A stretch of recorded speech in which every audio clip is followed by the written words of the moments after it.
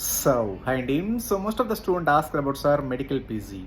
So medical PG అంటున్నారు sir. అంటే యూఎస్లో మెడికల్ పీజీ ఫ్రీగా ఉంటుందంటే అటు నుంచి అటు జార్జియా నుంచి అటు నుంచి అటు యూఎస్ వెళ్ళొచ్చు, లేదంటే యూఎస్ఎం వెళ్ళి రాసి త్రూ అయ్యా కరేబియన్ ఐలాండ్స్ నుంచి అటు నుంచి అటు యూఎస్ వెళ్ళొచ్చు, లేదా జర్మనీ వెళ్ళొచ్చు, యూకే వెళ్ళొచ్చు, కెనడా వెళ్ళొచ్చు, అటు నుంచి అటు వెళ్ళొచ్చు అంటారండి. So sir that degree is 100% invalid అండి. సో ఎంబీబీఎస్ చదువుతా 2 years ఒక చార్ట్ చదివి ఆ తర్వాత యూఎస్ఎంఎల్ స్టెప్ 1 రాసి అటు నుంచి అటు యూఎస్ఎల్ స్టెప్ 2 స్టెప్ 3 అలా ఫార్వర్డ్ చేసి ఆ ఎంబీబీఎస్ డిగ్రీ అనేది ఇన్వాలిడ్. ఎందుకంటే యాజ్ పర్ ఎన్ఎమ్స్ రూల్స్ ప్రకారం ఏంటంటే ఎంబీబీఎస్ ప్రోగ్రాము ప్లస్ ఇంటర్న్షిప్ మొత్తం ఒకే యూనివర్సిటీ ఒకే కంట్రీలో 100% చేయాలి. ఎందుకంటే రూల్స్ యాజ్ పర్ ఎన్ఎమ్స్ రూల్స్ ప్రకారం చదివితే ఆ డిగ్రీ వ్యాలిడ్ అవుతుంది. Not only the India, international లెవెల్లో. అదర్వైజ్ ద డిగ్రీస్ ఇన్వాలిడ్ అవుతుంది ఏ క్షణాల్లో అయినా.